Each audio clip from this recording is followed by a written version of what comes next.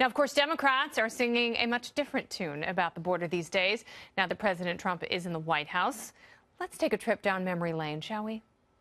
American people are fundamentally pro-legal immigration and anti-illegal immigration. I voted numerous times when I was a senator to spend money to build a barrier. We simply cannot allow people to pour into the United States undetected, undocumented, unchecked.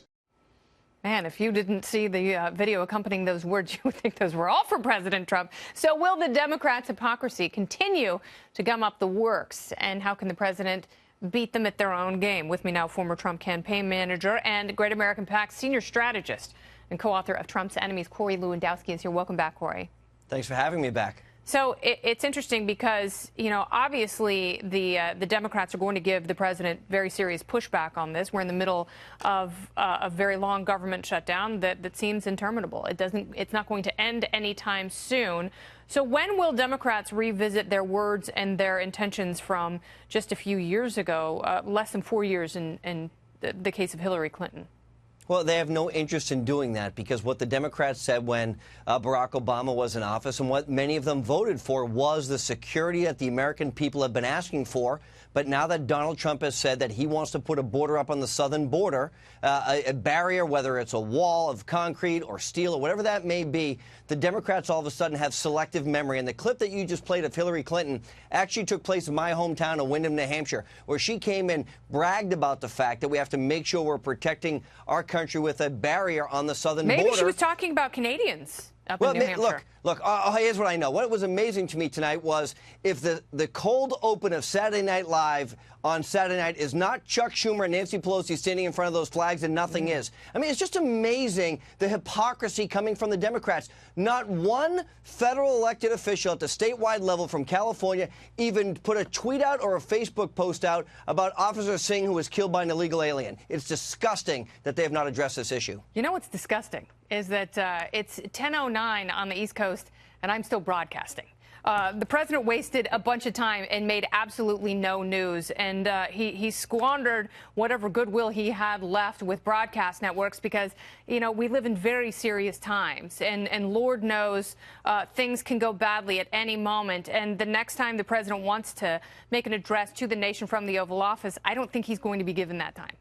Well, look, if you look back, you know, I think Ronald Reagan gave 33 televised addresses from the Oval Office. Bill Clinton gave a number. Barack Obama gave a number. And this is the first one that the president talked about and has done in 2 years. And the reason is because the crisis that we have on the southern border is killing Americans, whether it's through the drugs that are pouring across the border or those individuals who've been deported on multiple occasions and are still committing crimes against Americans. Not only was Officer Singh killed in California, but we know that the fire chief in Tennessee, his son was killed by an illegal alien just before the new year. When are we going to stop Americans from being killed from individuals who've already been deported from our country? How many of those people that you just listed would have been stopped by a physical barrier versus those who overstayed visas? Well, look, we have a real problem with individuals that overstay the visa, but at least in the case of Officer Singh, we know that that person was deported twice to Mexico and a physical barrier. He did not come here with a visa and overstay that visa. We know that he came through, very likely, the southern border. He came through Mexico. He'd been deported twice already. We know that Kate Steinle's killer had come through and been deported at least 6 or 7 times and then came through that southern border. So we have an immigration problem. And the problem that we have, Kennedy, is we don't know within 5 million people how many illegals are in our country right now, and that is an injustice to the American people. You know what we should do? We should just start making up numbers. I think that really deflates the hysterical atmosphere. Well, look, what we are is, look, why don't we take a package and send one to everybody so we know who these people are? Because we don't know. We have no understanding within millions of people. We have no understanding. So the government has failed so utterly at immigration that you're asking the government to do more when it's done so much to create this sort of security crisis. Well, what we have to do is we have to make sure that we are putting pieces in place that prevent this from continuing to happen. And look, what we've seen... I agree with you, Corey. I just feel like There's a lot of self-interest here. There's not a lot of national interest. You have a lot of politicians who, even though we just went through a midterm, are more concerned about being reelected than coming up with solutions.